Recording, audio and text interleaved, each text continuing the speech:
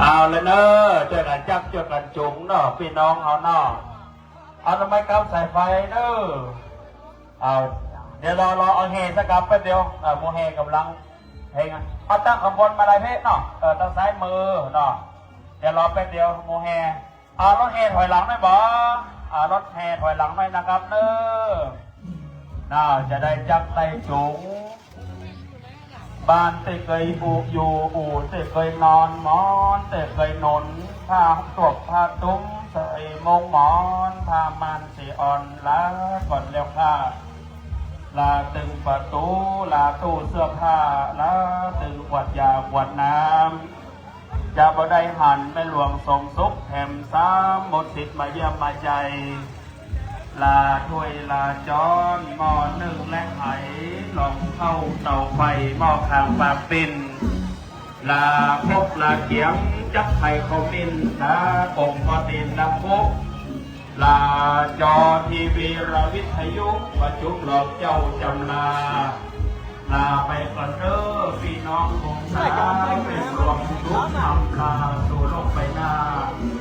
รับคำใจแท้เจ้าในตัวข้า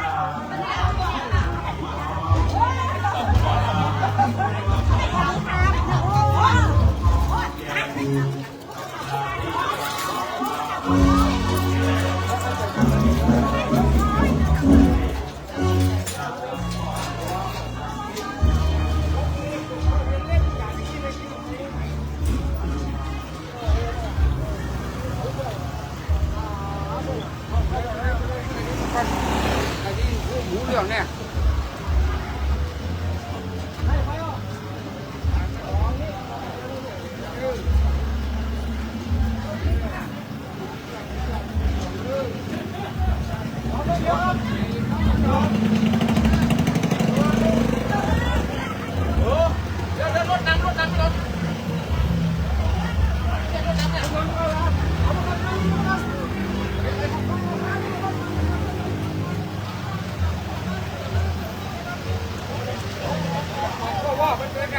เปิดมานี่แล้วก็ยังอยู่ที่เก่าอยู่รถนี่ก็ได้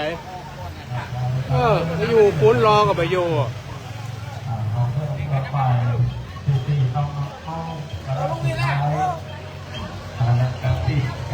การครับ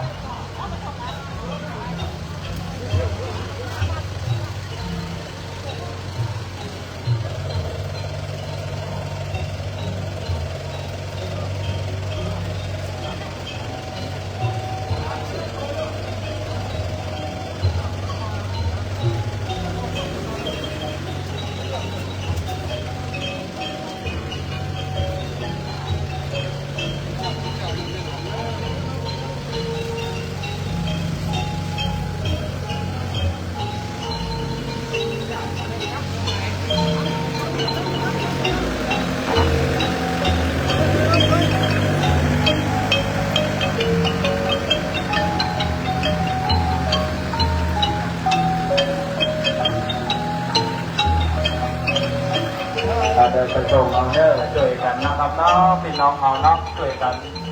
เขามาส่งแม่หลวงทุกนักขนาดเนอร์วันนี้เป็นบุญกุศลพวกนี้แม่หลวงทุก61เป็นเลยพี่น้องเนอร์โรยพวกหน้าเนอร์615ของ619นะ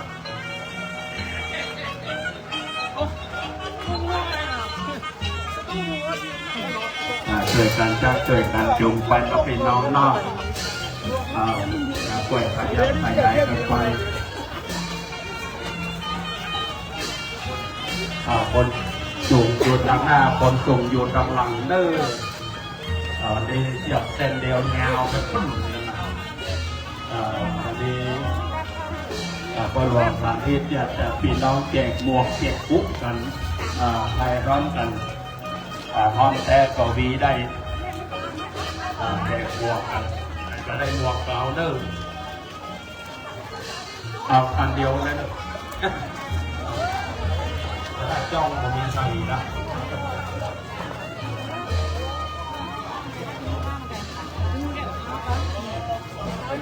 โมเดิร์นหมดแล้วลูกไหนมาแล้วโมเดิร์น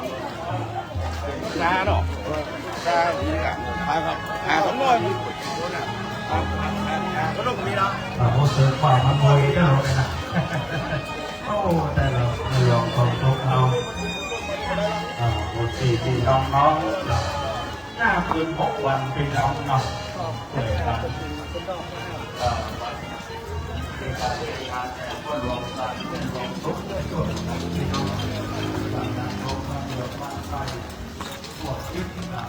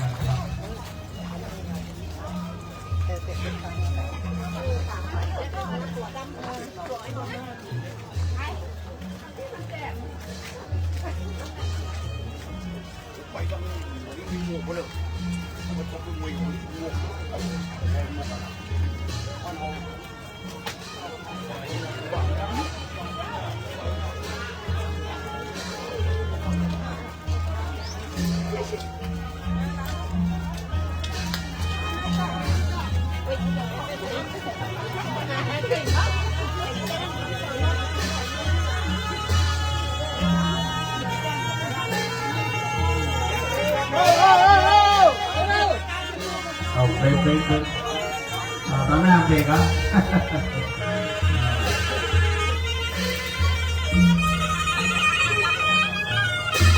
รถนำขบวนไปเลยเนอะรถนำขบวนไปเลยตอนหลังให้มันควันมาแล้วเนอะ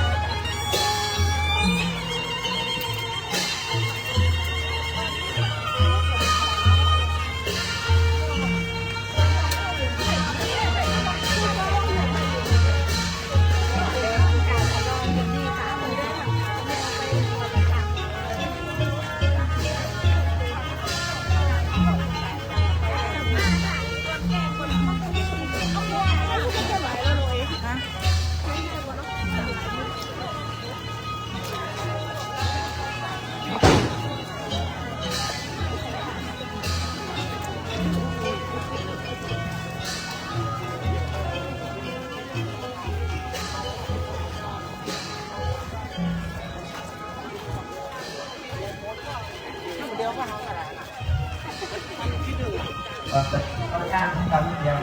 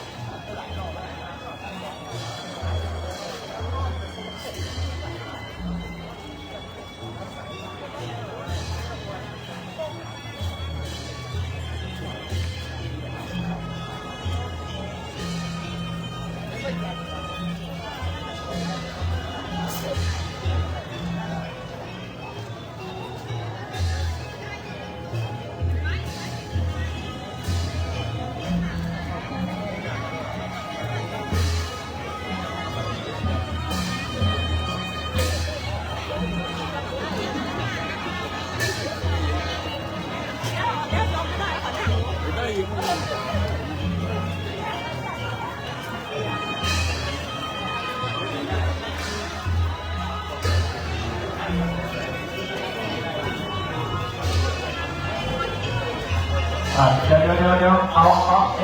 ก็หลงห้องไหนก็ห้องหลงครับห้องนี้ก็อันนี้แดนแบบนู้นแดนนั่นห้องดอกมันนั่นไหนก็เอาด้านยังมันบอกนั่นด้านยังบางหน้ามันไหนเอาไปไหนเอาไปด้านยังลองเจ้าจะเอามาเอาไปนั่นยังเจ้าไหนนั่นจะทำไมบ้างใช้ได้อยู่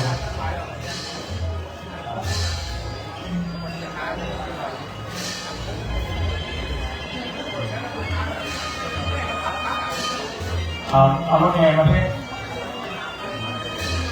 เอาใส่ตั้งรถแห่กันถอยหลังมาเลย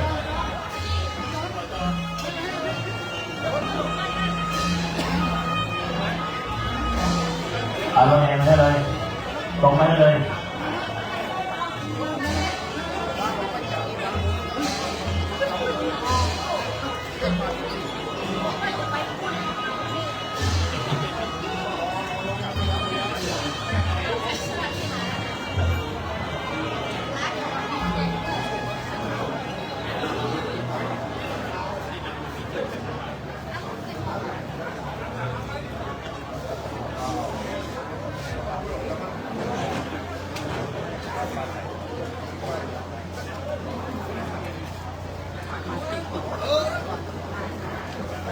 จบไปเลยเน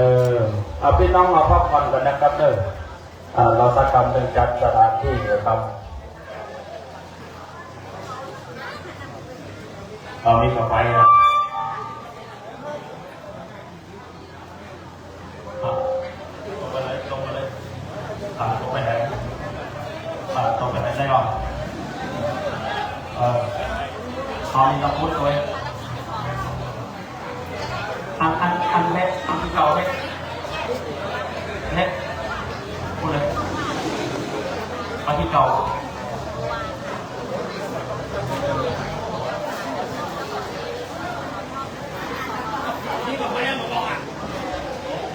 คนกระจกให้คนกระจก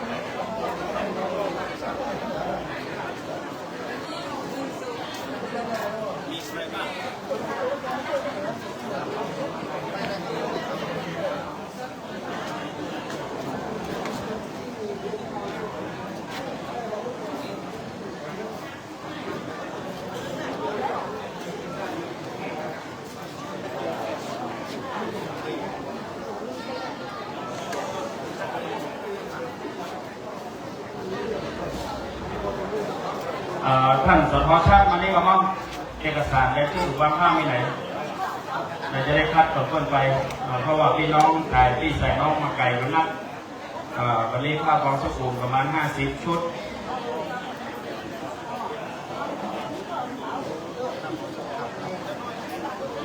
ป้าน้อยหน่วยป้าน้อยนับว่ากองสุขุมมีกี่ชุด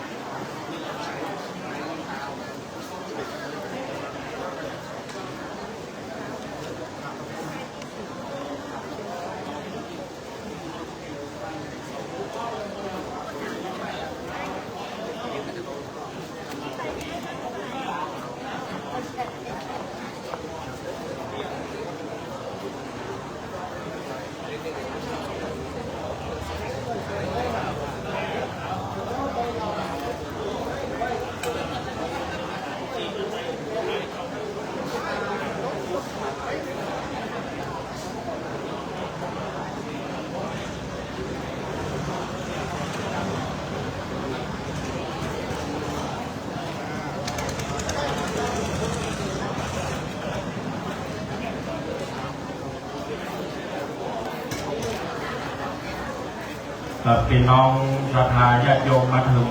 ในชาปนสถานที่เรียบร้อยถ้าก็หลวงแต่บันทึกภาพก่อน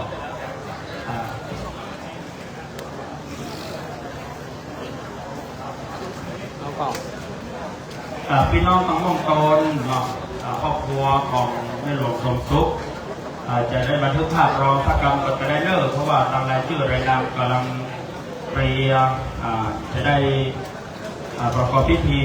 การบันทึกภาพก่อนเป็นคณะเนาะเป็นคณะครอบครัวดีกว่าขอครอบครัวพี่น้องทั้งวงตนก่อนเนาะพี่น้องวงตนขอบคุณเนาะ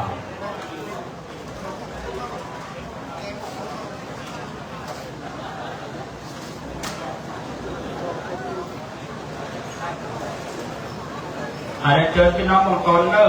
ะพี่น้องวงตนมาในพึ่งกำไฟผักกำไฟหูเนาะบันทึกภาพเมื่อรอทางเจ้าหน้าที่กำลังร่างรายชื่อเพราะว่าวันนี้แขกผู้มีเกียรติมีนักประมาณ60 ชุด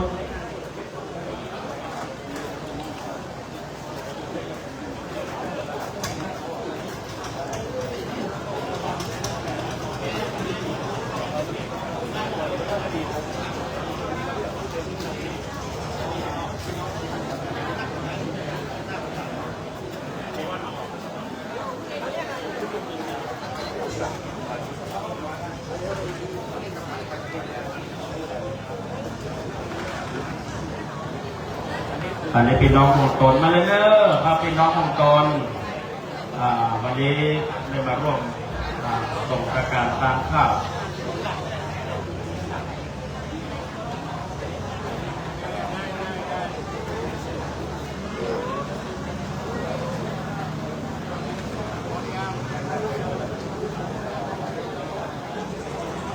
เรียบร้อยมาเลยเขาว่าจะมากันนอกกันไหลก็กระตุ้นกันมากันเนาะก็มาเลยเด้อพี่น้องของตนเรา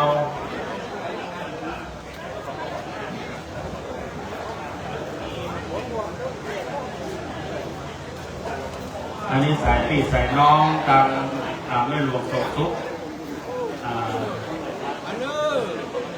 นนี้ภาพนะครับ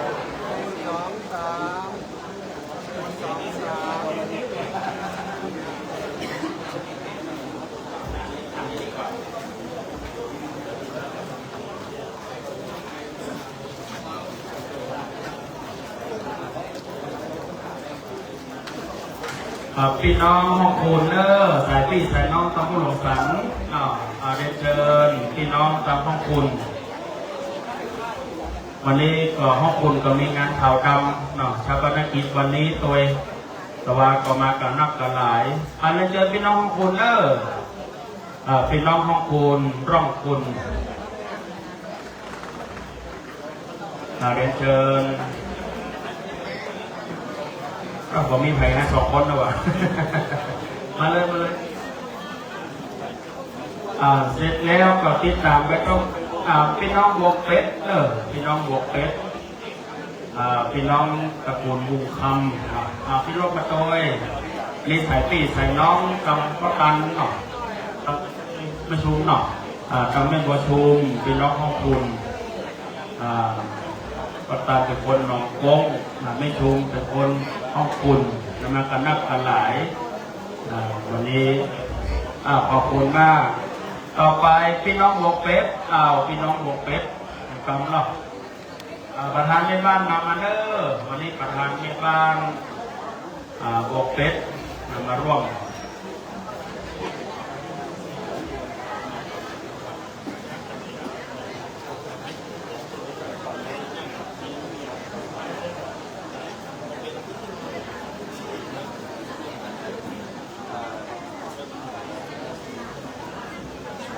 ได้เชิญท่านรองนายกเกินอุทัยจันทร์หอมเป็นหัวหน้าไปกับโบเบสหรอโบเบสแอนหัวน้องหนอนะครับได้คำนะพี่น้องโบเบส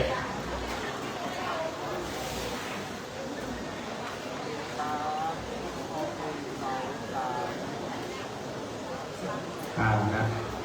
ต่อไปผู้ร่วมงานเนาะร่วมกินร่วมกันไม่บ้านหลงโค้งเอาหรอที่ตะพื้นกันอยู่ไหนออนแข่งอยู่มั้งก็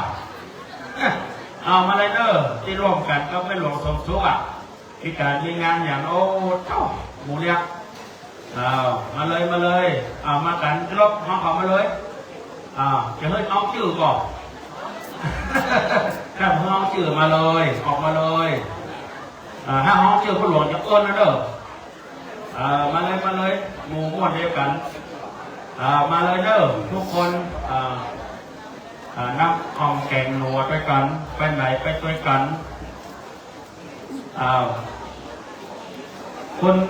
จุฑามณีตัวนอกพี่เอ๋ห้องบริการนะตัววันนี้ละก็ได้วันนี้ละก็ได้นี่ไปการไปงานอย่างร่วมกันห้ามห้องชื่อถ้าไปห้องชื่อไปว่าหานี่จะห้องวันนั้นเนี่ยหมู่ม้วนหมู่งานกันเข้าทอดรวมเห็นหน่อยนี่จะผมว่าจะแรกนะเนี่ยมีการมีงานบ้านงานวัดงานวัดละก็ได้วันนี้นะไปเทียบกับมาเลยต้องราคา30,000 ไปผมว่า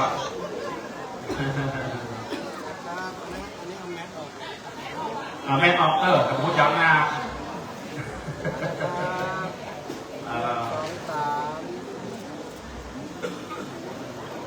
ขอบคุณมากเนี่ยกระคืนกับม่วนกันเนี้ยหมูเนี้ยเนาะคณะกลุ่ม608แม่คำนวณนำทีมมีใครพ้อง608นี่คืออายุ60 ถึง 80ละมุงนี่นะบางคนก็อย่าง608นี่ออกกำลังกายเพื่อสุขภาพนี่มาเลยก็หลวงขอไทยพุกกันมาเลยครับกล้วยมาเป็นยังกล้วยมาเนาะนี่ก็มาครับสองทางโคตรก็ได้ก็หลวงขอไทยพุกกำลังไม่โฆษณาตัว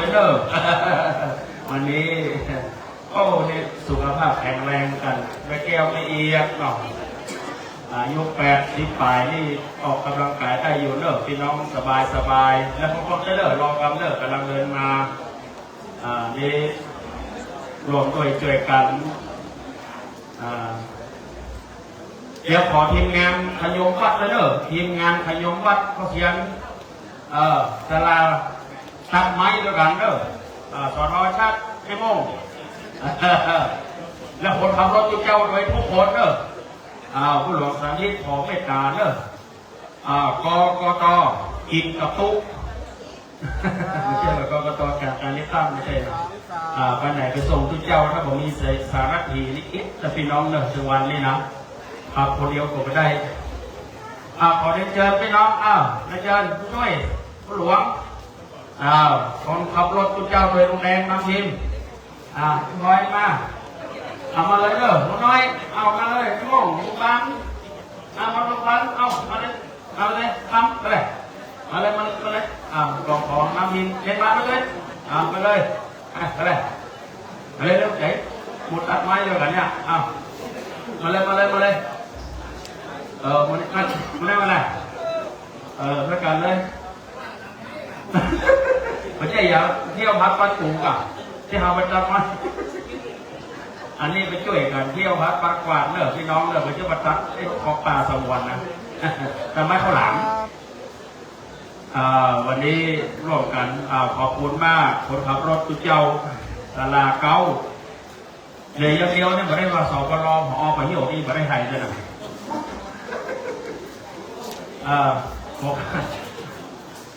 ต่อไปปิดท้ายขอเรียนเชิญท่านนายกคณะผู้บริหารองค์กรต่างๆทุกคนได้ให้เกียรติถ่ายภาพผู้ใหญ่บ้านก็ดีมกตสทอย่างที่เป็นมาร่วมเนาะขอเรียนเชิญมาทุกท่านครับคณะเจ้าภาพเลยเนอะขอเรียนเชิญทุกคนเนอะสโดยคณะบริหารองค์กรสจองค์กรทุกองค์กรวันนี้ได้เดินทางมาเพื่อเกียรติเจ้าภาพทุกคนเลยเนอะพี่น้องใส่เกลือญาติท่านหมอสิงแก้วเลยเนอะพี่น้องเมืองเปล่าเดินทางมาแต่เจ้าละเรียนเชิญเลยสมมาหมดเลยเนอะประธานในบ้านมาหมดเลยจรบปพลกกตเดี๋ยวพอผู้สารไม่ได้หายตื้อไว้ก่อน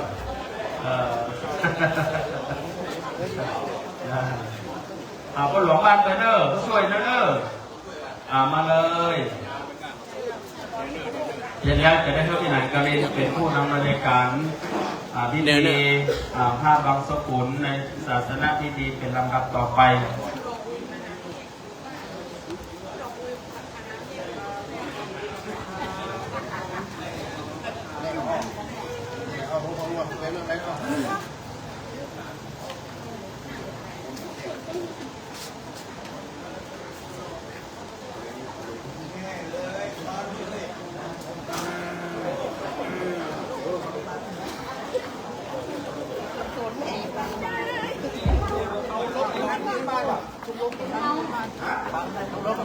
ชมรมกำนันผู้ใหญ่บ้านปิดท้ายครับกล่าวว่าทอดพ่อหลวง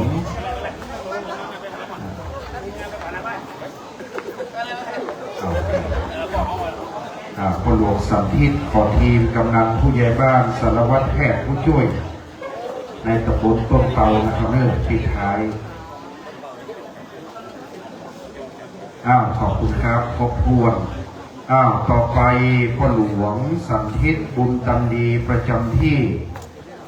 พี่สาวของแม่หลวงสมสุขคือพี่นันนภัทรวงจันคำประจำโต๊ะแล้วก็น้องเครือวันอันเป็นน้องของแม่หลวงได้มายืนพร้อมๆกันนะครับคุณเครือวันคุณนันนภัทรวงจันคำแล้วก็พ่อหลวงญาติพี่น้องของแม่หลวงสมสุขจากบ้านม่วงโตนขอประมาณ 2-3 ท่านได้เตรียมความพร้อมเทียบที่ด้านหน้าโต๊ะเราจะน้อมเข้าสู่พิธีการที่เป็นลูกหลานเยาวชนของสัก2 คนก็ได้ที่ยืนเมินได้เนิ่ที่เป็นเครือญาติจากบ้านม่วงโตนและสเก็ตนะครับครับและในโอกาสแบบนี้จะได้ขออนุญาตโอกาสจากพระเถรานุเถระเจ้าคณะพระสังฆาธิการครูบาอาจารย์ทุกรูปอันมีหลวงพ่อท่านพระครูสุคนคุณธาดาเจ้าคณะตำบลต้นเปา เจ้าวาดวัดต้นพึ่งประธานสงฆ์คณะพระสังฆเจ้าจำนวน12 รูปที่ได้โปรดเมตตาสวดมาติกาถวายพรพระและเมตตาเป็นสงฆ์พิธีในยามเช้าเป็นที่เรียบร้อยวันนี้เรียนท่านสุชาติชัยมงคลท่านนายกเทศมนตรีเมืองต้นเปาเนื่องด้วยพ่อหลวงสันทิษเป็นผู้ใต้บังคับบัญชาและเป็นประธานสภาวันนี้จึงขอท่านนายกสุชาติได้เป็นประธานแห่งการประกอบพิธีข้าราชการผู้ใหญ่วันนี้ด้วยความเคารพในท่านจักรพลตั้งสุทธิธรรมว่าที่ผู้สมัครสมาชิกสภาผู้แทนราษฎรพรรคเพื่อไทยท่านสรุชาจำรัดมุทิกุลท่านสมาชิกสภาองค์การบริหารส่วนจังหวัดเชียงใหม่เขตอำเภอสันกำแพงคือท่านสจ.เก๋และคณะด้วยความเคารพนับถือและเป็นข้าราชการผู้ได้สนองงานด้านพระพุทธศาสนาร่วมกันเสมอมาบัดนี้พ่อหลวงสันทิษบุญตันดีผู้เป็นเจ้าภาพได้สูญเสียแม่หลวงสมสุขบุญคำซึ่งเป็นที่รักที่เคารพของพี่น้องศรัทธาเฮาอายุได้61ในบัดนี้ได้เคลื่อนสรีระร่างของแม่หลวงจากวัดหนองโกงมาสู่ชาปนสถานแล้วจะได้ทอดผ้าบังสุกุลและผ้าไตรบังสุกุลไปตามลำดับอันดับแรกจะเป็นการทอดผ้าบังสุกุลจำนวน60 ท่านโดยจะได้ขอรับเกียรติจากท่านผู้มีเกียรติผู้ทรงเกียรติได้เข้าทอดผ้าบังสุกุลตามลำดับนะครับลำดับแรกจากเทศบาลเมืองต้นเปาล้วนจะเป็นคณะผู้บริหารก็ดีคณะท่านสทคณะบุคลากรเจ้าหน้าที่จะนำเข้าท่อเทียบตามลำดับครับเรียนเชิญท่านทวิชาวงศ์ทิพย์ที่ปรึกษานายกเทศมนตรีเมืองต้นเปาได้ให้เกียรติทอดผ้าบังสุกุลคุณเทิดศักดิ์เชิดฟ้อนเข้ารับผ้าบังสุกุลนะครับท่านร้อยตำรวจเอกอินชวนยี่นางได้ให้เกียรติทอดผ้าบังสุกุลถ้ามาลูกเนอร์ถ้าไม่มาติดภารกิจไม่เป็นไรนะครับจะประกาศรายชื่อไปเรื่อยๆเอาเจ้าเทศบาลเมืองต้นเปาเอาขึ้นก่อนเพราะว่าจะเป็นเรติแบบอย่างให้แก่แต่ละชุดนะครับท่านสท.สุกัญญาดินคำท่านรองประธานสภาเทศบาลเมืองต้นเปาเชิญคุณทีมาพรชาเทพด้านหน้าเลยครับรับผ้าบังสุกุลแล้วนำไปทอดเทียบก่อนนะครับทอดแล้วกลับไปที่รับรองจะมีอยู่12 ชุดเมื่อครบ12แล้วจะ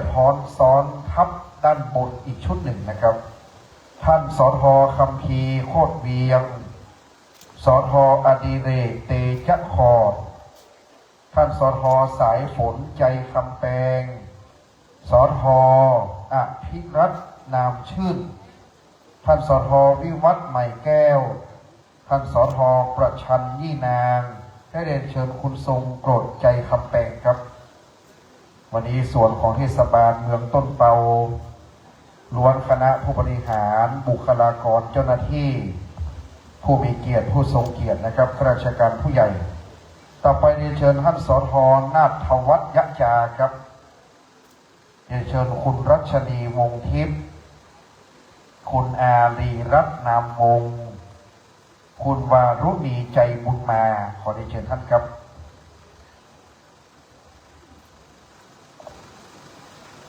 วันนี้ท่านผู้มีเกียรติท่านที่เคารพได้ให้เกียรติเดินทางมาร่วมเป็นจำนวนมากได้มาแสดงออกซึ่งความไว้อาลัยมาแสดงความเสียใจแก่เจ้าภาพร่วมกันลำดับต่อไปนะครับญาติผู้ใหญ่จากเชียงรายประกอบด้วยคุณพ่อวิโรจน์มณีวันครับคุณพ่อแก้วจันตาวงศ์คุณแม่เกียงพาวงพระเลื่อนและคุณพ่อชุมอินจงครับพี่น้องเชียงรายวันนี้คุณโยมพ่อโยมแม่ของท่านพระธิการบรมเมศสุภัทโทตุปีพระธิการณรงค์วิสุทธิสีโลวันนี้คุณพ่อคุณแม่จากบ้านห้วยหมักเอียดอำเภอเวียงเชียงรุ้งมานักจะได้ว่าเปิดมาเพราะว่าสมัยก่อนมีงานเวียงเชียงรุ้งพ่อหลวงสันทิษจะไปตลอดไม่เคยขาดดังนั้นบอกว่าการงานหนองโกงการงานบ่อสร้างมีพี่น้องเชียงรายจะบรรลักนะครับ ต่อไปเรียนเชิญท่านดร.ธนากรจันทพันธ์ครับท่านรองผู้อำนวยการโรงเรียนบ้านหนองโค้งได้ทอดผ้าบังสุกุลตามลำดับครับวันนี้คณะครูบุคลากรเจ้าหน้าที่ให้เกียรติร่วมพี่น้องห้วยหมักเอียบเวียงเชียงรุ้งจังหวัดเชียงรายต่อไปพี่น้องม่วงโตนดอยสะเก็ดนะครับเชิญคุณพ่อจันตาคิโนคุณจันจิราชุ่มเชยพี่น้องจากม่วงโตนครับท่านจ่าสิบตรีชนะพลกองเทพกองกำลังผาเมืองจังหวัดเชียงใหม่ครับดังนั้นวันนี้มีหลายท่านได้มาร่วมกันในการประกอบพิธีต่อไปได้เชิญคุณวิมลเที่ยงใจนะครับต่อไปพี่น้องหนองโกงจะประกอบด้วยคุณพ่อประพันธ์ทินอุทัยผู้รักผู้ใหญ่ประจำบ้านเฮานะครับต่อไปคุณพ่อคำน้อยอินทนู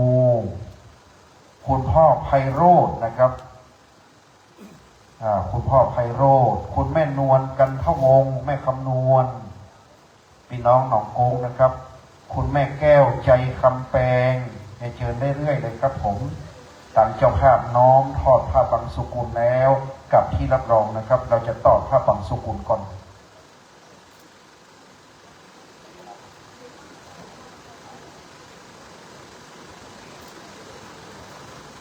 ครับได้เชิญแม่ครูศรีวันสิทธิโรจน์กูลครับแม่ครูศรีวัน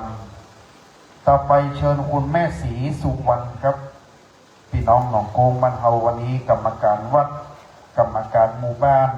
ท่านอาจารย์สะอาดบุญตันดีได้เชิญครับครอบครัววงตระกูลของพ่อหลวงวงบุญตันดีเป็นวงตระกูลของท่านผู้ใหญ่อดีตผู้ใหญ่บ้านคุณแม่น้อยอุตโมนะครับได้เชิญผู้หลักผู้ใหญ่ครับคนเฒ่าคนแก่ประจำวัดคุณแม่ละเอียดแก้วสมคุณแม่เหรียญทองทินอุทัยท่านอาจารย์นงนุชใจคำปันครับได้เชิญครับคุณแม่สร้อยทองชัยวงศ์ขอได้เชิญนะครับท่านอาจารย์ประชันทินอุทัยเชิญท่านอาจารย์ครับคุณพ่อสุทัศน์พรหมจาเชิญพ่อสุทัศน์ด้านหน้าครับท่านผู้ช่วยประเสริฐสุริยะปอคุณธงชัยกาวีอินนะครับเชิญหน้าเลยครับคุณแสงเดือนกองใจครับได้คือเกียรติต้อนผ้าปังสุกุลคุณแม่ฟองจันถาปินตานะครับวันนี้ได้คือเกียรติ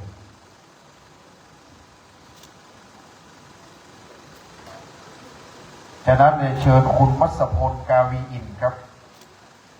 ได้คือเกียรติน้อมนำทอดผ้าบังสุกุลคุณแม่ประภาพัฒนกลั่นอาจารย์จุฑามาศและได้เชิญอาจารย์คณิษฐากาตั้งนะครับ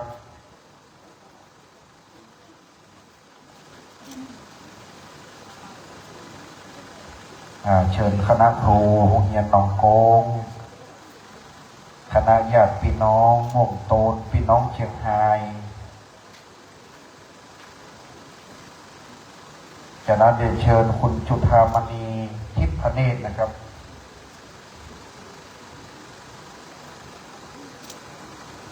จากนั้นเชิญพ่อหนานทวีสุริยะคำนาครับพี่น้องต้นพึ่ง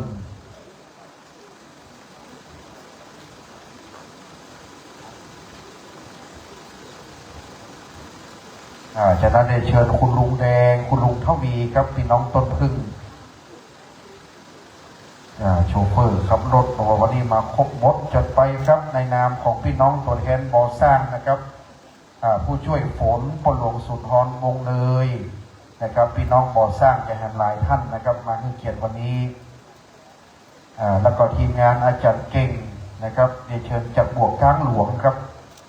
ทีมงานอาจารย์เก่งจากบวกกลางหลวงพี่น้องบ่อสร้างครับเชิญท่านปหลวงท่านผู้ช่วยนะครับจากนั้นญาติผู้ใหญ่จากบวกเป็ดนะครับเชิญประธานกลุ่มแม่บ้านบวกเป็ดตำบลต้นเปาครับต่อไปพี่น้องร้องคุณนะครับดอยสะเก็ดตำบลสันปุเลยส่งตัวแทนมาบ่อสร้างมาถึงผู้ช่วยถึงพ่อหลวงถึงคณะกรรมการ ตัวแทนบวกเป็ดสัก2-3ท่านก็ได้ครับพี่น้องบวกเป็ดนะครับพี่น้องร้องคุณดอยสะเก็ดตำบลสันปุเลยจากนั้นพี่น้องนะครับบ้านสันมะฮกฟ้าอันนี้ท่านผู้ช่วยสุพจน์กาวีอินครับตัวแทนจากสันฮกฟ้าโอ้ไปอยู่ตั้งหลังเพื่อนเด้อโอ้แม่หลวงสันพระเจ้างามก็มาเด้อจนนะครับโอ้มาได้พอตั้งหลังพ่อหลวงสุรฤทธิ์พรหมเทพไปโดยแม่หลวงสันพระเจ้างามโดยนะครับตำบลต้นเปาเขามีหลายบ้านต่อไปผู้ช่วยบ้านต้นเปาครับผู้ช่วยจากต้นเปาสันกำแพงมากี่เท่าพ่อหลวงก็มาถึงพ่อหลวงถึงผู้ช่วยเลยเนอะเชิญเลยครับเป็นอย่างประกาศไปเรื่อยเพราะวันนี้เปิดมาหลายมาได้พอสังเกตวันนี้คนนักเป็นพิเศษนะครับเพราะพ่อหลวงสันทิศนี่เปิดไปค้นไปดังนั้นคนบักเกาว่าข้ามน้ำพอคนไปก่อนดังนั้นถ้าไปร่วมเปิ้ลเอาไปหาเปิ้ลว่าเปิ้ลจะมาใส่มือมาห่วงงานของมดดังนั้นข้ามน้ำพอคนไปก่อนนะครับจากนั้นได้เชิญคุณสุชาติใจคำปันนะครับจะเป็นผ้าไตรแต่คุณสุชาติทอดผ้าไตรครับจะเป็นผ้าไตรชุดหนึ่งกับมีละท่านประธานสภาก็ได้เตรียมทอดผ้าไตรเนื่องวันนี้ได้รับเกียรติจากบวกการที่เหลือลูกนะครับแล้วก็พี่น้องไปต่อด้านหน้าเลยครับพ่อหลวงนำทีมไปเลย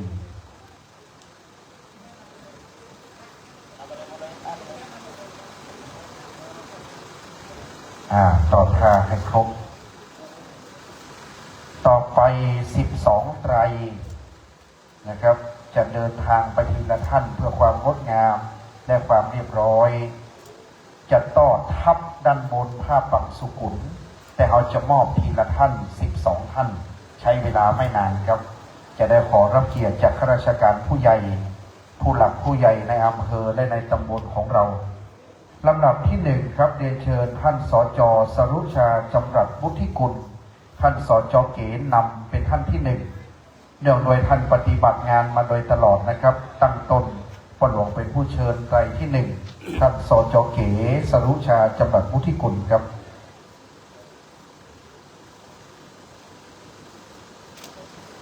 ลำดับที่2นะครับในการนี้ขอได้รับเกียรติจากพ่อหลวงสุรศักดิ์สิริศักดาวุฒิในนามของท่านผู้ใหญ่บ้านหนองโค้งนะครับ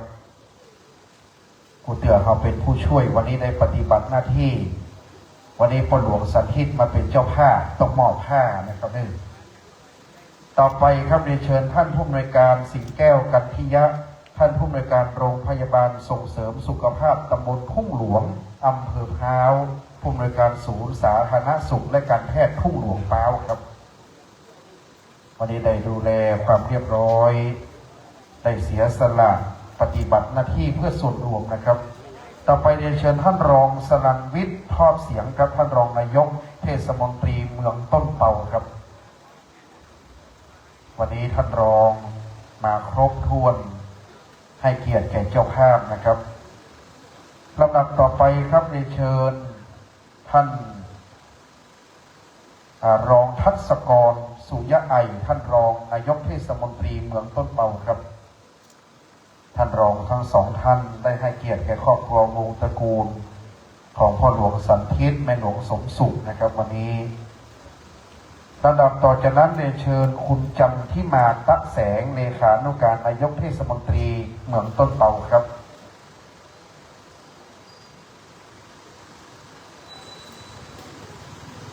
ลำดับต่อไปนะครับเรียนเชิญท่านผู้อำนวยการจตุรงค์ศรีเมืองมาท่านผู้อำนวยการโรงเรียนบ้านหนองโค้งครับขอตัวแทนนะครับถ้าหากท่านผู้อำนวยการติดขอท่านรองปฏิบัติภารกิจแทนท่านครับลำดับต่อไปครับเรียนเชิญคุณสุชาติใจคำปันประธานสภาเทศบาลตำบลบวกค้างครับได้ให้เกียรติตามลำดับนะครับท่านสุชาติใจคำปันลำดับต่อไปนะครับด้วยความเคารพเรียนเชิญท่านปลัดพยอมสาสกุลท่านปลัดเทศบาลเมืองต้นเปาครับ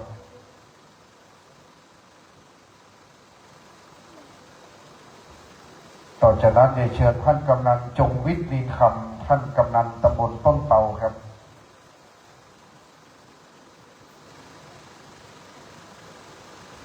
ลำดับต่อจากนั้นได้เชิญคุณทวินเมืองแทนหัวหน้าสำนักปลัดเทศบาลเมืองต้นเปาครับ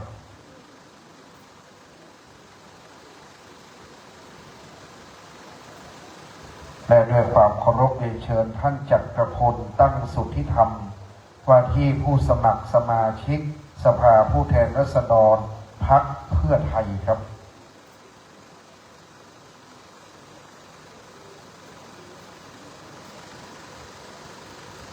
อีก2 ไตรนั้นนะครับขอจะเป็นน้องสาวครับในนามของครอบครัวพี่สาวกับน้องสาวนะครับพี่สาวคนที่1คุณนันทพัฒน์วงจันทร์คำครับเป็นพี่สาวของแม่หลวงวันนี้จะได้ตอดคือน้องสาวของท่านเพราะเป็นวงตระกูลแห่งท่าน1จะตอดคือปี้นะครับคุณเครือวันวงจันทร์คำในนามของน้องสาวของแม่หลวงครับอ๋อ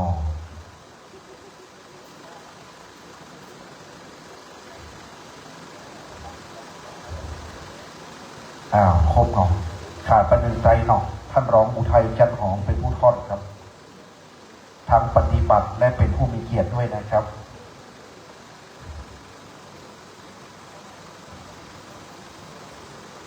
ต่อจากนี้ด้วยความนอบน้อมนิมนต์พระครูสุตตะปัญญาวิทิต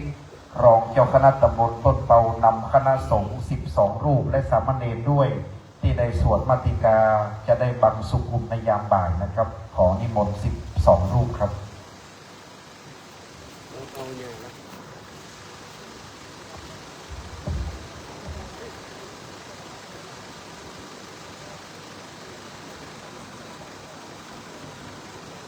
ออกมาเลยครับ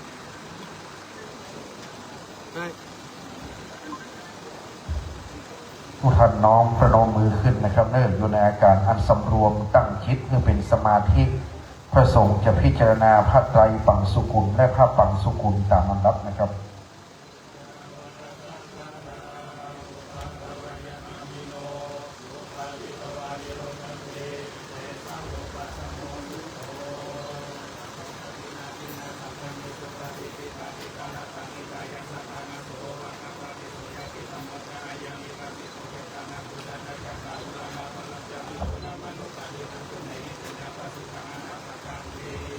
กราบในเมตตาพระสงฆ์องค์สมณเณรทุกรูป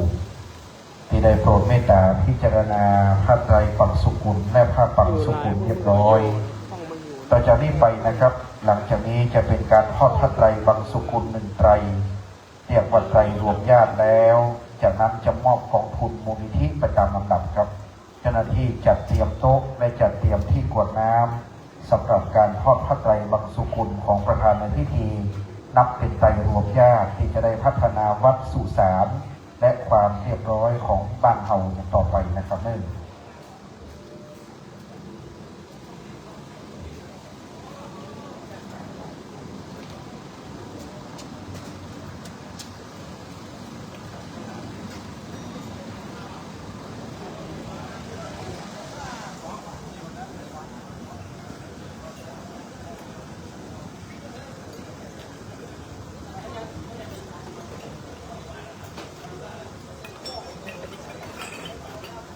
และการบัดนี้พระไตรปังสุกุลแห่งท่านประธานในพิธีและจะเป็นพระไตรปังสุกุลที่หลวงพ่อประธานสงฆ์จะได้พิจารณานอกจากนั้นไตรส่วนนี้จะได้รับปัจจัยพัฒนาบำรุงสุสานเชิงตะกอนและพัฒนาเป็นสาธารณประโยชน์เพื่อจะบำรุงสุสานในการใช้สอยเป็นประโยชน์ส่วนรวมไตรนี้ขอเรียนเชิญท่านสุชาติชัยมงคลนายกเทศมนตรีเมืองต้นเปาได้ให้เกียรติต้อนพระไตรปังสุกุลครับขอเรียนเชิญท่านครับพ่อหลวงสันทิฏท่านเป็นประธานสภาวันนี้ท่านนายกให้เกียรติเดินทางมาเป็นประธานให้แก่ครอบครัวของท่านนะครับ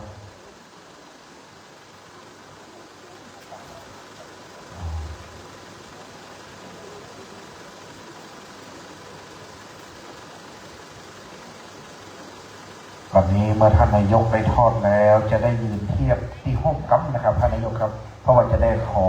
ผู้มีเกียรติที่จะมีจิตศรัทธาร่วมบริจาคทองตาลครั้งสุดท้ายก่อนที่จะประกอบพิธีผงเตรียมปัจจัยรวมญาติวันนี้เชิญทุกท่านครับหากจะร่วมทำบุญจะมีพานสีทองตั้งอยู่ด้านซ้ายของผ้าไตรงบประมาณส่วนนี้จะถวายอุทิศหยาดน้ำหมายการแก่ผู้วายชนครั้งสุดท้ายรวมกันเป็นปี้รวมกันเป็นญาติและจะปัจจัยส่วนนี้นะครับจะจัดนับเข้าเก็บเป็นกองทุนกลางเพื่อสำหรับพัฒนาสุสานหมู่บ้านตอนนี้ได้ทราบจากท่านเจ้าวาดว่ามีประมาณ 30,000 กว่าบาทแล้วดังนั้นส่วนนี้จะพัฒนาเมนพัฒนาสุสานพัฒนาส่วนต่างๆของสุสานปัจจาเพื่อความใหม่และก็แข็งแรงของชาปนสถานของเราซึ่งนับว่าเป็นบ้านหลังสุดท้ายของพวกเราทั้งหลายนะครับดังนั้นก่อนที่พระสงฆ์จะพิจารณาหยาดน้ำมือปอนเราจะร่วมบุญด้วยปัจจัยสร้างสาธารณประโยชน์และเป็นการกินตามก่อนที่จะมีการประชุมเพลิงดังนั้นส่วนนี้นะครับเราได้ร่วมบุญกันมาหลายครั้งตอนนี้มีงบประมาณสะสมอยู่ประมาณ 30,000 กว่าบาทดังนั้นในแต่ละงบประมาณนั้นที่เขาจะได้เตรียมพร้อมเพิ่นว่าขอพี่ขอน้องขอกันเป็นญาติเพิ่นเรียกว่าเงินรวมญาติถ้าใจรวมญาตินะครับญาติม่วงโตนญาติในตำบลต้นเปาในดอยสะเก็ดมากันหมดนะครับวันนี้ญาติเชียงไฮ้เพิ่นเดียวเสี่ยวกันเอากันเป็นพี่เป็นน้องเป็นญาติเพิ่นว่าหอมตามหยาดน้ำอุทิศให้แก่แม่หลวงแม่หลวงก็ได้บุญในส่วนนี้เท่าทั้งหลายก็ได้บุญอย่างส่วนหนึ่งเพราะว่าเรามาหอมตามดังนั้นวันนี้เชิญร่วมบุญนะครับไตรรวมญาติครับ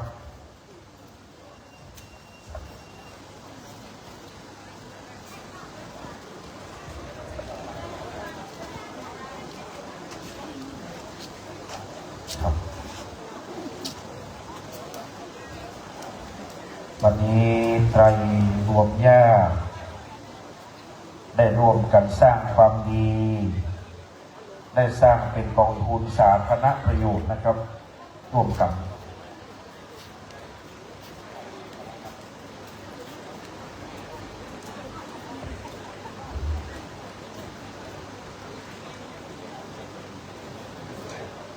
เมื่อครบถ้วนแล้วการนี้ท่านผู้มีเกียรติได้ร่วมบุญเป็นปัจจัยไตรรวมญาติเพื่อจะได้ร่วมสร้างเป็นสาธารณประโยชน์แก่ชาปนสถานในหมู่บ้านหนองโค้งของเราขอขอบคุณในน้ำใจพี่น้องญาติพี่น้องทุกคนเอากันเป็นพี่เป็นน้องบรรละบะขว้างกันได้ร่วมกันเรียบร้อยงดงามแล้วนะครับนิมนต์พระครูสุคนคุณธาดาเจ้าคณะตำบลต้นเปาเจ้าวาดวัดต้นพึ่งโปรดเมตตาพิจารณาพระไตรและหยาดน้ำหมายตาส่วนไตรรวมญาตินี้ขอนิมนต์หลวงพ่อครับ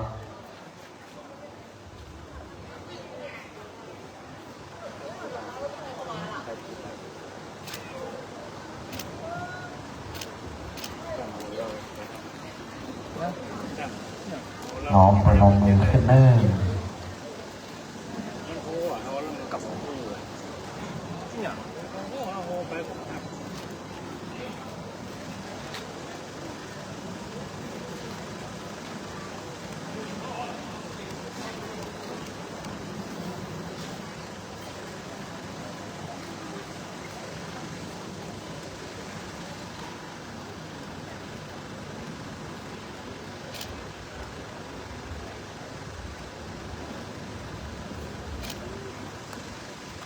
กราบในเมตตาหลวงพ่อพระครูสุคนคุณธาดานะครับ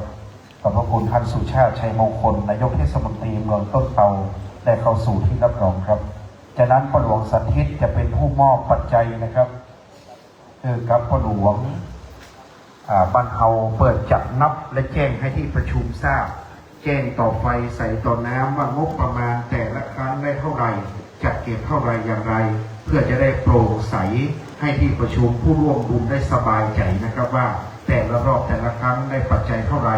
สมทบไปเท่าไหร่ครับต่อจากนี้ไปจะเป็นการมอบกองทุนมูลนิธินะครับเชิญลูกหลานข้างหน้าทุนที่1จะเป็นกลุ่มอสมครับอาสาสมัครสาธารณสุขบ้านหนองโค้งเทศบาลเมืองต้นเปาอสมรับทุนที่1ครับ เชิญท่านประธานอสมได้เพื่อเกียรติรับมอบนะครับทุนที่สองครับเป็นทุนโรงเรียนบ้านหนองโค้งครับเชิญท่านรองผู้อำนวยการหรือคณะครูเป็นผู้รับมอบทุนที่สองนะครับทุนต่อไปนะครับเป็นกองทุนกลุ่มผู้สูงอายุบ้านหนองโค้งครับอาจารย์สายันกันเท่าวังเป็นกลุ่มผู้สูงอายุรับมอบกองทุนครับต่อไปเป็นกองทุนกลุ่มอปพรวันนี้ดูแลสาธารณประโยชน์คุณทำคำปันทิโปได้รับมอบอปพรนะครับการจราจรการจอดรถความสงบเรียบร้อยภายในงานมอบหมายแก่คุณคำปันได้รับมอบกองทุนครับพัฒนาบำรุงสุสานครับเรียนเชิญคุณจำนงกาวีอินนะครับครับซับปะเรือกับแก่ประเหี่ยวสองกองทุนมีสองกองทุนนะครับอันนั้นอปพรคุณจำนงรับมอบต่อไปกลุ่มสตรีแม่บ้านครับปิดท้ายดูแลเรื่องอาหารการกินน้ำดื่มสำรับกับข้าวคุณแรมใจแสงคำรับมอบกองทุนปิดท้ายครับ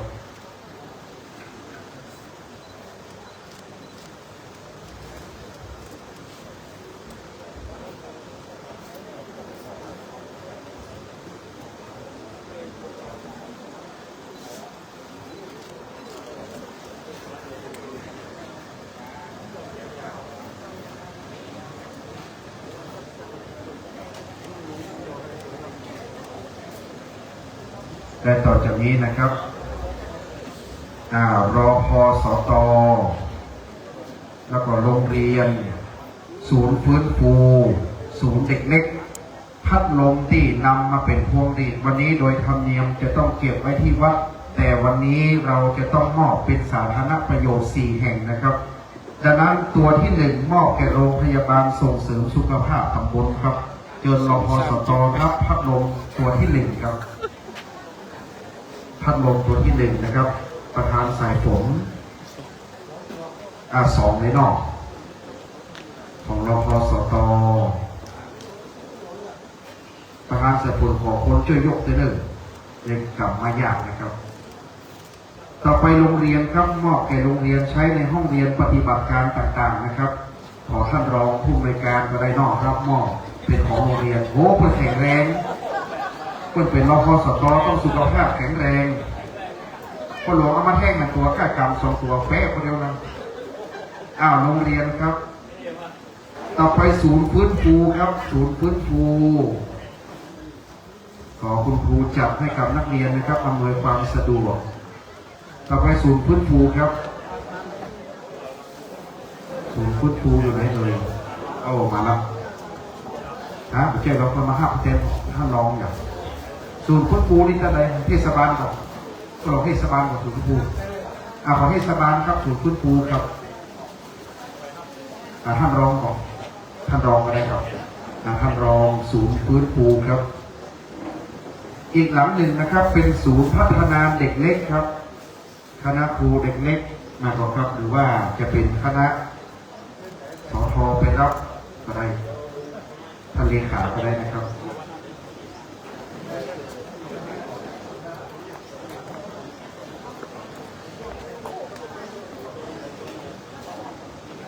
ต่อไปจะเป็นที่นอนสำหรับโรงพยาบาลส่งเสริมสุขภาพท่านจักรพลตั้งสุธิธรรมของเราครับได้ครับเปิดเปลี่ยนพวงดีกันใช่ไหมครับเปิดเอาตั้งพวงดีต่อไปรางวัลอย่างเมื่อกี้ทุกคนถอดหมวกมารางวัลมีเท่าไหร่ครับ61นี่อย่างห้องนี่อย่างนี้โอเคเดี๋ยวก็เดินเอากำยังเดินหลายอย่างผู้คนถอดหมวกมีในโอ่งหมวกเขาว่ามีหลังหมวกโอ่งหมวกครับโอ่งหมวกเบอร์61ติดหมวกไผ่เบอร์61ติดหมวกไผ่ครับมีในโอ่งหมวกมาเพิ่มหน่อยหงายหมวกขึ้นหาไหนลุกมาเลยคุณแม่มาหน้านี่เลยคนที่1แม่หลวงยืดโจกนะเนี่ยระวังเผื่อมันโดนเขาใส่แล้วมันไหม้ไปเลย อีแม่แล้วว่าเมื่อออกไม่เปลี่ยนหรอกอ้าวไหนมองนี่เบอร์อย่างครับพวกดึงนอกสาธุเข้าไปเลยครับแม่ก่อนโชว์มองด้วยโอเคใครมี61ออกไปข้างหน้าครับเอาพัดลมมาพูดกันอ๋อสลีดนะครับ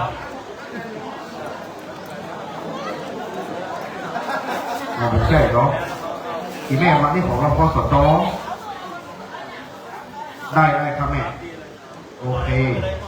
มอบนี่เลยถ้าประธานใส่ผลมาครับแล้วก็หอบคดีปิ๊กกระเดิม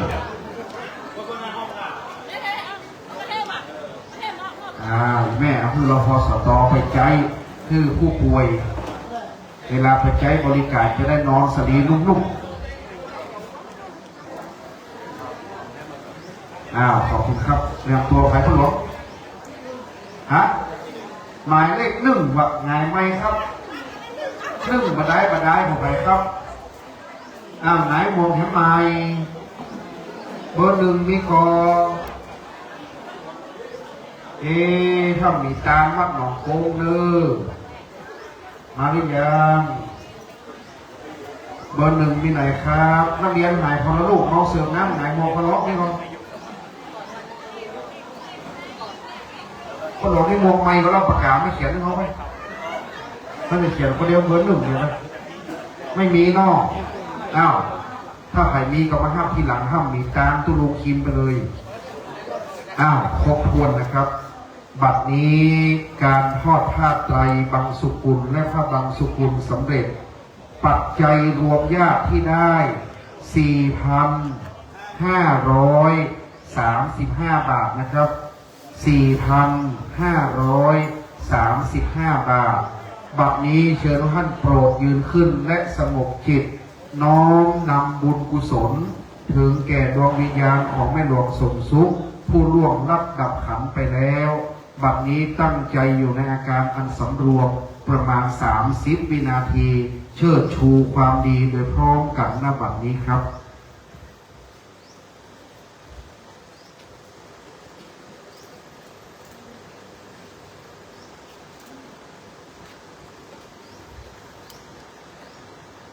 พฤกษภกาสอนอีกกุญชรอันปลดปลงโททนเสน่ห์คงสำคัญหมายในกายมีนรชาติตีวางวายมาลายสิ้นทั้งอินทรีย์สถิตทั่วแต่ชั่วดีประดับไว้ในโลกาขอดวงวิญญาณของแม่หลวงสมสุขบุญคำด้วยความดีที่แม่หลวงได้เคยกระทำบำเพ็ญมาเพื่อวัดเพื่อหมู่บ้านอุทิศตนเป็นสาธารณประโยชน์และบุญกุศลที่ทางพ่อหลวงและคณะญาติได้กระทำบำเพ็ญให้แล้วนี้ขอจุ่มเป็นพลวะปัจจัยน้อมส่งดวงวิญญาณของแม่หลวงสมสุขบุญคำสู่สัมปรายภพตลอดกาลนานขอบพระคุณทุกท่านในโอกาสนี้เชิญพระได้โปรดนั่งลงได้ครับและนิมนต์พระสงฆ์เข้าวางดอกไม้จันทร์ที่ทางตามลำดับขอนิมนต์ครับเชิญพ่อหลวงไปรอขอบคุณทางข้างเลยเน้อ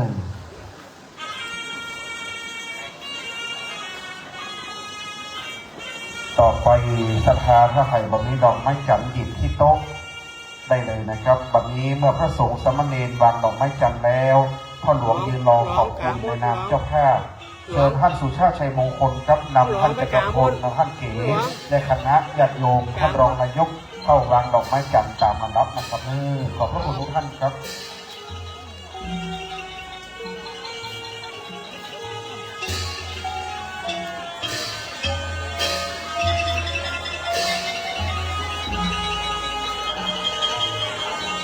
เข้าวางดอกไม้จันทร์เลยเนอะ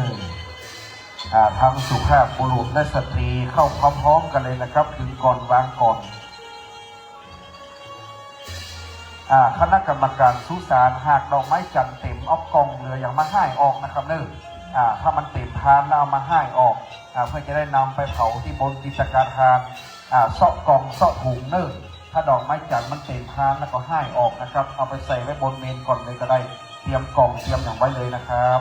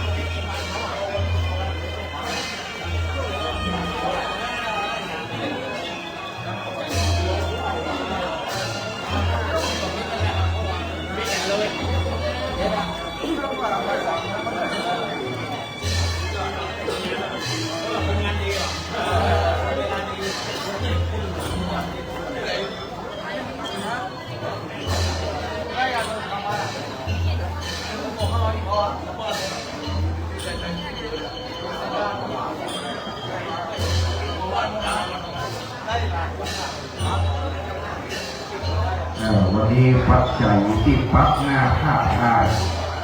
พ่อหลวงทำทิศก็ตั้งใจว่าจะเอาทานวิหารเลิกถวายปัจจัยไว้กับวิหารหนองโค้งกำลังบูรณะใกล้เสร็จแล้วแกมาบนจะได้ปล่อยนะลูกโอ้พอตะกี้ตีมาเรื่อยๆครับใกล้เสร็จมาบนแล้ว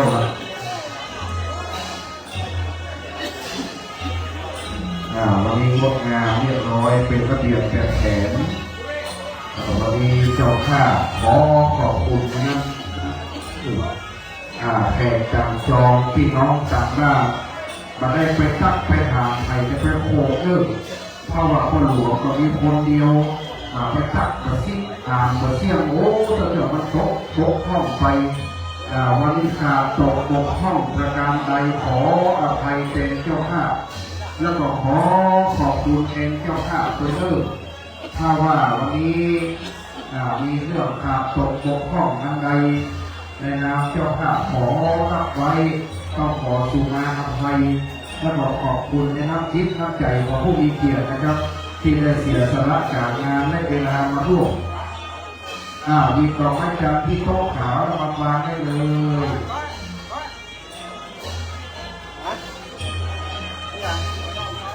ออกไปนับเดิมวันนี้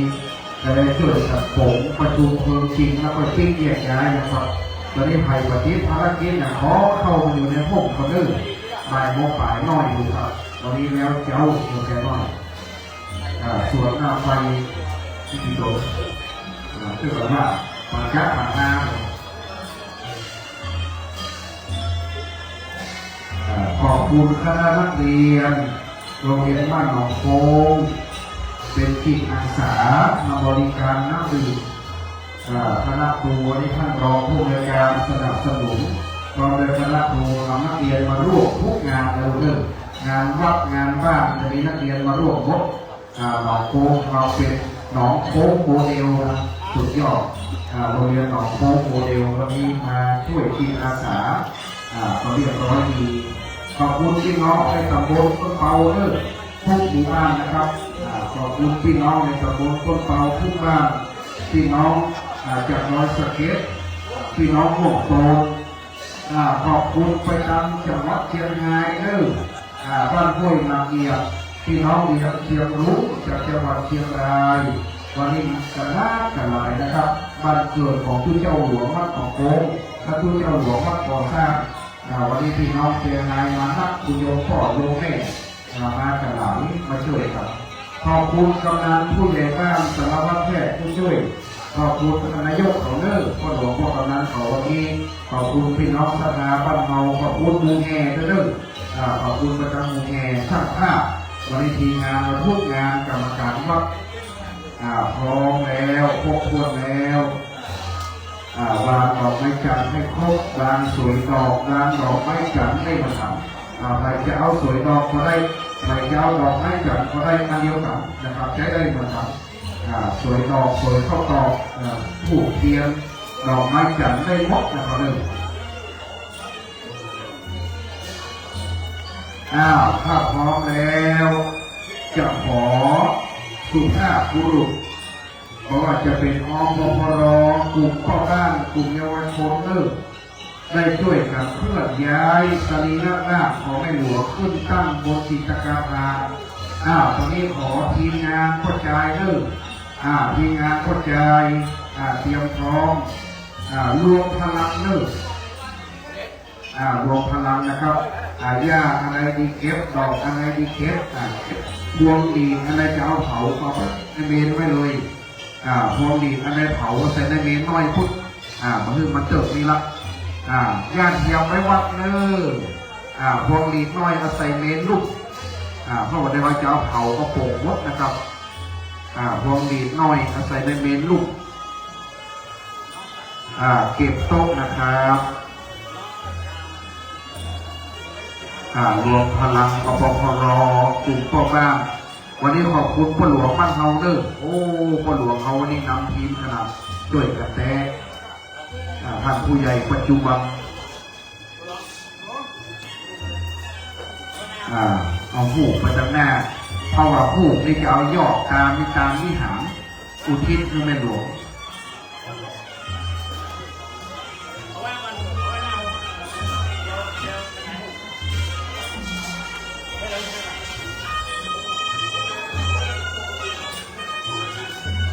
อะไรที่เตะก็เตะเก็บโต๊ะเก็บผ้าปูโต๊ะได้เลยครับก่อนแห้งก็ใจเก็บโต๊ะมาไว้ก่อนเพราะมันจะเติบประสาทร้อนโต๊ะร้อนอย่างไว้ก่อนเด้อผู้ชาย2 ท่าน 3 ท่านเก็บโต๊ะก่อนคุณพอยกโต๊ะได้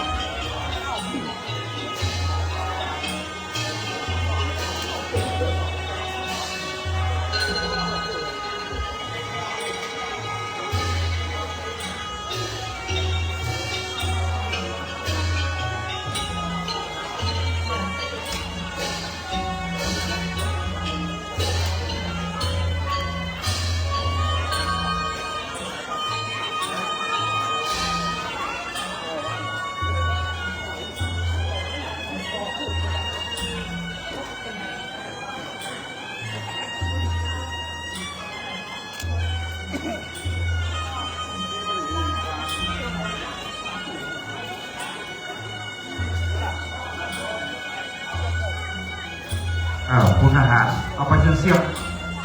เอาดอกไม้จันทร์ขึ้นไปบนเสี่ยงเอาไปเทใส่ลงพูดเลยมือค้างไม่ทันยกไปเดินทาง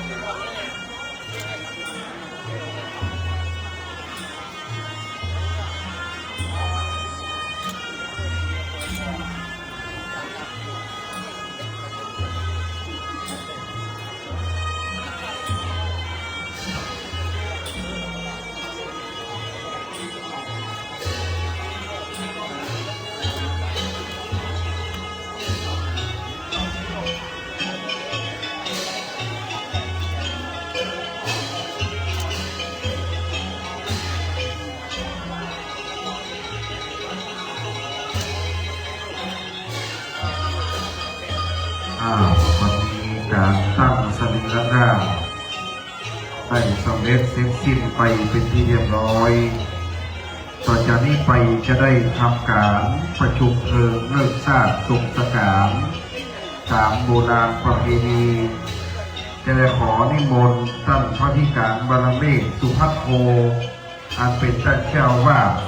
ได้เป็นผู้จุดไฟประชุมเพลิงเลิกสร้างสุขสการที่ด้านล่างได้ตั้งไว้แล้วบัดนี้จะได้น้อมส่งจิตดวงวิญญาณของแม่หลวงสมสุขบุญคำอายุ61 ปีไปสู่สัมปรายภพปรโลกไปหน้าบัดนี้นั้นพระธิการบารมีสุภัทโทผู้เป็นเจ้าวาดหรือตู้เจ้าหลวงจะได้จุดไฟประชุมเพลิงเลิกสร้างทรงสการณการณบัดนี้สุปัจจโยอารัมมานาปัจจโยอาติปัจจโยนันตาปัจจโยสัมมาสังฆปัจจโยปัจจโยปัจจโยปัจจจัตตาปัจจโยเทวนาปัจจโยสัมมา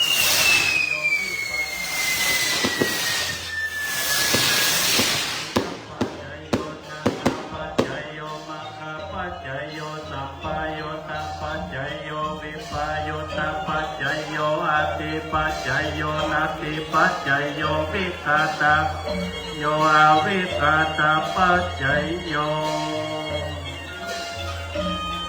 เทวดาเอาไฟลงมาจุดเลิกทราบทรงสการเทวดาเจ้าเนาะยองลงมาเน้อลงจากพิมานคำจูดไฟเน้อเทวดาประชุมเพลิงนักบัดนี้จุดเลยขอเทวดาเจ้าตามไฟทิพย์ลูกจากเมืองสวรรค์มาเลิกทราบทรงสการจุดไฟประชุมเพลิง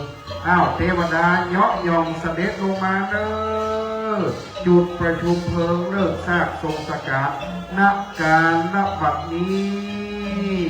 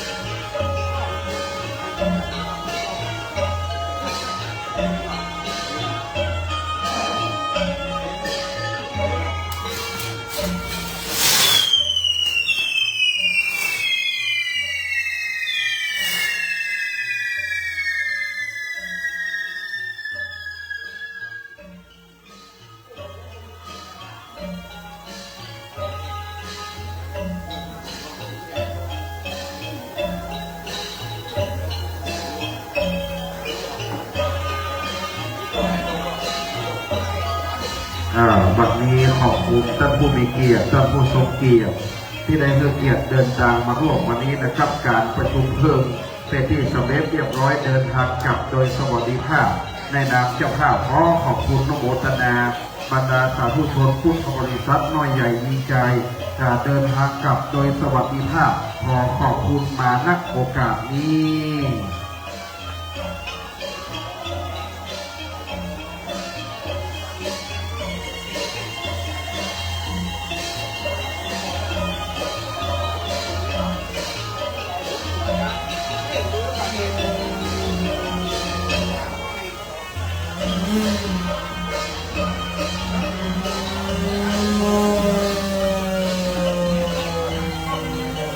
ขอบคุณพี่หนันกระเรียงเดนเนอร์พี่หนันเบียร์วันนี้ขอบคุณหลายๆได้เมตตาได้เป็นพิธีกรในงานของแม่หลวงเนาะขอบคุณหลายๆเด้อ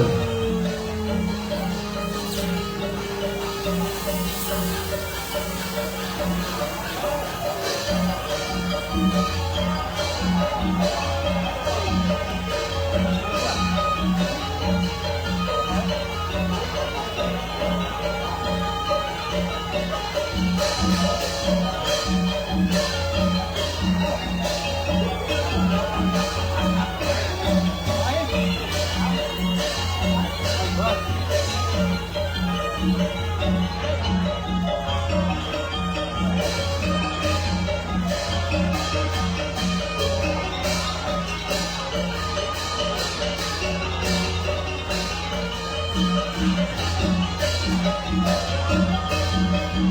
ข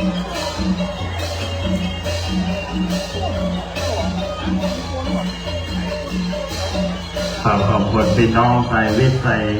ญาติวงศาพี่น้องนะที่ได้มาร่วมกันลงประการสร้างข้าวเป็นที่เรียบร้อยเขามีโชคมีใจเหมือนกันทุกคนทุกท่านขอบคุณพี่น้องทางคณะแห่บวกกลางสิ่งด้วยนะครับขอบคุณพี่น้องคณะครูโรงเรียนบ้านหนองพงขอบคุณพี่น้องทางม่วงโตนพี่น้องอสมทุกข้าวภาคส่วนที่ได้เดินทางมาร่วมกันเป็นเกียรติแก่ผู้วายชนขอบคุณเจ้าปีและน้องทุกคนทุกท่านนะครับได้เดินทางไปสวัสดีท่าเกิดความดีใจสมความปรารถนามีโชคมีใจกันทุกคนทุกท่านทีมงานสาธิตลงทองเจ้าภาพขอขอบพระคุณกับพี่น้องศรัทธาไปผู้มีเกียรติทุกคนทุกท่านที่ได้มาร่วมการส่งสการการสร้างให้ลงทรงทุกถูกคำวันนี้ขอได้รับเกียรติจากพี่น้องหลายท่านหลายคนคณะบอกไปเด้อนะครับขอบคุณเด้อแป๊บเดียวเด้อเดือดการแป๊บเดียวนะครับก็ทำให้พี่น้องมาร่วมกันตามเนาะมาจากการปัจจัย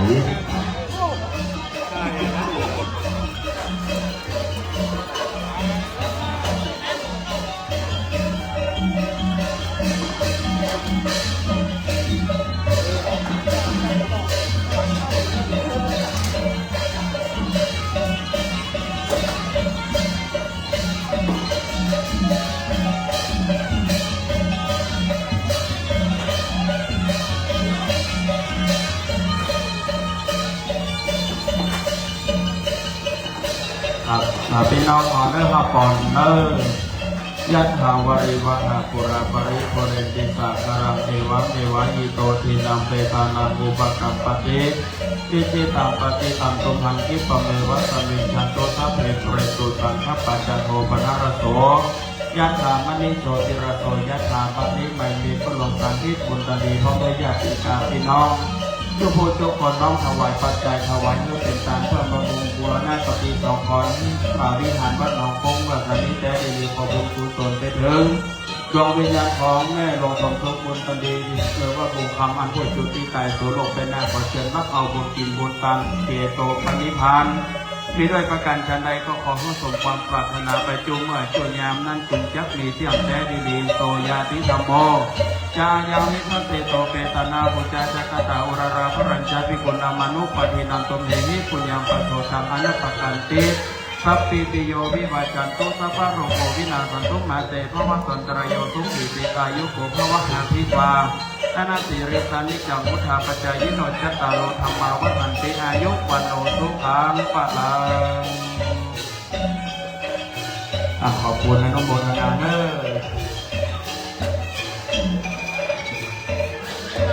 พี่น้องมาช่วยกันเนอะขนมคนกำเนาะใช้เก้าอี้อย่างเรียบร้อยคนนมคนกำช่วยกันจะสถานชาเพชรที่เพชรตังครบตังมาหนังเก้าอี้